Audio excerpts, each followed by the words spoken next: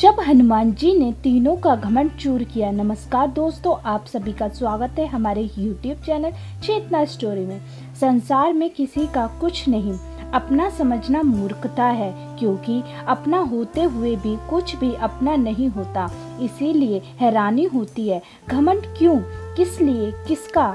कुछ रुपए दान देने वाले यदि यह कहें कि उसने ऐसा किया तो उसे बड़ा मूर्ख और कोई नहीं। और ऐसा भी है जो हर महीने लाखों का दान करते हैं, लेकिन उनका जिक्र तक नहीं करते, ना करने देते हैं। वास्तव में जरूरतमंद और पीड़ितों की सहायता ही दान है, पुण्य है। ऐसे व्यक्ति पर सरस्वती की सदा कृपा होती है। पर क्या किया जाए, देवताओं तक को अभिमान हो जाता है और उनके अभिमान को चूर करने के लिए परमात्मा को ही कोई उपाय करना पड़ता है। गरुण, सुदर्शन चक्र तथा सत्यभामा को भी अभिमान हो गया था और भगवान श्री कृष्ण ने उनके अभिमान को दूर करने के लिए श्री हनुमान जी की सहायता ली थी। श्री कृष्ण ने अपनी पत्नी सत्यभामा को स्वर्ग से पराजित कर दिया था और वह इसीलिए अपने आप को श्री कृष्ण के अति प्रिय और अति सुंदरी मानने लगी थी। सुदर्शन चक्र को भी यह अभिमान हो गया था कि उसने इंद्र के वज्र को निष्फल किया था। वह लोकालोक के अंधकार को दूर कर सकते हैं। भगवान श्री कृष्ण उनकी ही सहायता लेते हैं। गरुड़ भगवान कृष्ण का वाहन था। वह समझता था कि भगवान मेरे बिना कहीं जा ही नहीं सकते, इसीलिए कि मेरी गति का कोई मुकाबला नहीं कर सकता। भगवान अपने भक्तों को सदा कल्याण करते हैं, इसीलिए उन्होंने हनुमान जी का स्मरण किया। तत्काल हनुमान जी को द्वारका आने को लिए कहा। जाना गया कि श्री कृष्ण क्यों बुला रहे हैं। श्री कृष्ण और श्री राम दोनों एक ही हैं, वह यह भी जानते थे, इसीलिए सीधे राज दरबार नहीं गए। कुछ को तुक करने के लिए उद्यानों में चले गए। वृक्षों पर लगे फल तोड़ने लगे, कुछ खाए कुछ फेंक दिए।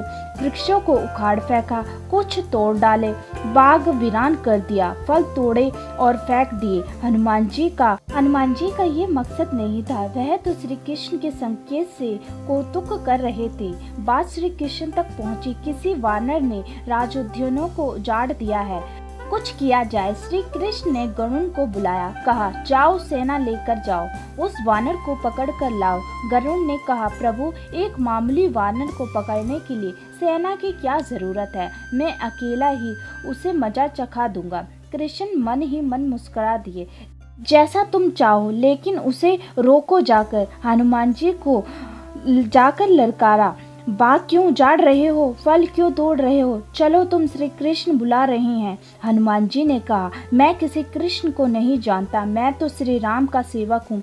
जाओ कह दो मैं नहीं आऊँगा। करुण क्रोधित होकर बोले, तुम नहीं चलोगे तो मैं तुम्हें पकड़ कर ले जाऊंगा। हनुमान जी ने कोई उत्तर नहीं दिया। गरुड़ की अनदेखी कर वह फल तोड़ते रहे।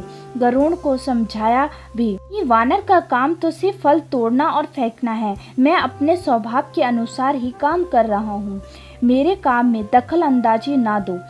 क्यों झगड़ा मोल लेते हो, जाओ यहाँ से, मुझे आराम से फल खाने दो।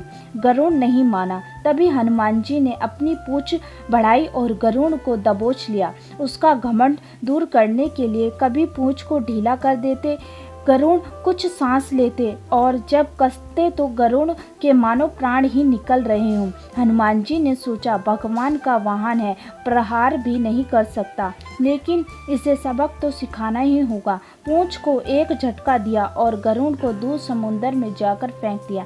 बड़ी मुश्किल से वह गरुड़ दरबार में पहुँचे। भगवान को बताया वह कोई साधारण वानर नहीं है, मैं उसे पकड़ कर नहीं ला सकता। भगवान मुस्कुरा दिए। सोचा गरुड़ का घमंड तो दूर हो गया, लेकिन अभी इसके वेग के घमंड को चूर चूर करना है। श्री कृष्ण ने कहा गरुड़, हनुमान श्री राम जी के भक्त हैं, इसीलिए नहीं आए हैं। यदि तुम कहो कि श्री राम ने बुलाया है तो वो फौरन भागे चले आएंगे।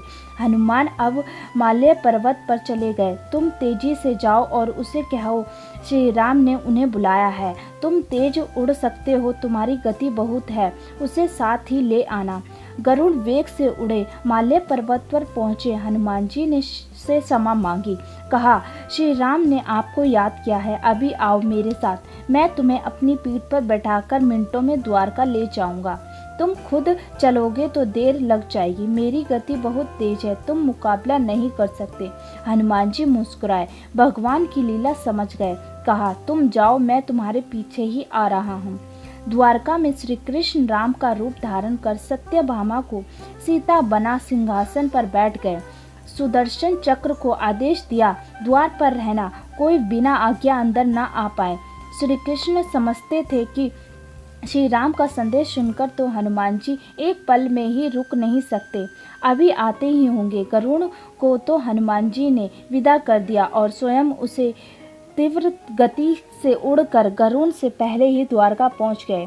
दरबार के द्वार पर सुदर्शन ने उन्हें रोककर कहा, बिना आज्ञा अंदर जाने की मनाही है। जब श्री राम बुला रहे हो तो हनुमान जी विलंब सह नहीं सकते। सुदर्शन को पकड़ा और मुंह में दबा लिया। अंदर गए। सिंहासन पर श्री राम और सीता जी बैठे थे। हनुमान जी समझ गए। श्री राम को प्रणाम किया और कहा, प्रभु आने में थोड़ी देर तो नहीं हुई। साथ ही कहा, प्रभु माँ कहाँ है? आपके साथ आज ये कौन दासी बैठी है? सत्यभामा ने सुना तो लज्जित हुई, क्योंकि वह समझती थी कि श्री कृष्ण द्वारा पराजित लाकर दिए जाने से वह सबसे सुंदर स्त्री बन गई है। सत्यभामा का घमंड चूर हो गया। उसी समय गरुड़ तेज गति से उड़ने के कारण हांफते हांफते दरबार में पहुंचे। सांस फूल रही थी, थके हुए से लग रहे थे और हनुमान जी को दरबार में देखकर तो वह चकित ही रह गए। मेरी गति से भी तेज हनुमान जी दरबार में पहुंच गए। लज्जा से पानी पानी हो गए। गरुड़ के बल का और तेज गति से उड़ने का घमंड चूर हो गया। श्री राम ने पूछा, हनुमान तुम अंदर कैसे गए? किसी ने रोका तो नहीं? रोका था भगवान सुदर्शन ने। मैंने सोचा आपके दर्शन में विलंब होगी, इसीलिए उससे उलझा नहीं। उसे मैंने अपने मुंह में दबा लिया है। और यह कहकर हनुमान जी ने मुंह से सुदर्शन चक्र को निकालकर प्रभु के चरणों में डाल दिया। तीनों के घमंड चूर चूर हो गए। श्री कृष्ण यही चाहते थे। श्री कृष्ण ने हनुमान जी को गले लगाया। हृदय की बात हुई और उन्हें विदा कर दिया। परमात्मा अपने भक्तों में अपनी निकष्ट स्थानों में अभिमान रहने नहीं देते। श्री कृष्ण सत्यभामा, गरुड़ और सुदर्शन चक्र का घमंड दूर ना करते तो परमात्मा के निकट रह नहीं सकते थे। और परमात्मा के निकट रह ही रह सकता है जो मैं और मेरी से रहित है। श्री राम से जुड़े व्यक्ति में कभी अभिमान हो ही नहीं सकता। ना श्री राम में अभिमान था, ना उनके भक्त हनुमान में। ना श्री राम ने कहा है कि मैंने किया है और ना हनुमान जी ने कहा कि मैंने किया है, इसीलिए दोनों एक हो गए। ना अलग थे, ना अलग रहेंगे। दोस्तों, आपको हमारी ये घमंड के ऊपर कहानी कैसी लगी प्लीज़ कमेंट कर जरूर बताएं। और आपका बहुत बहुत धन्यवाद हमारी पूरी कहानी सुनने के लिए। और हमारे चैनल को लाइक करें, सब्सक्राइब करें एंड शेयर करें।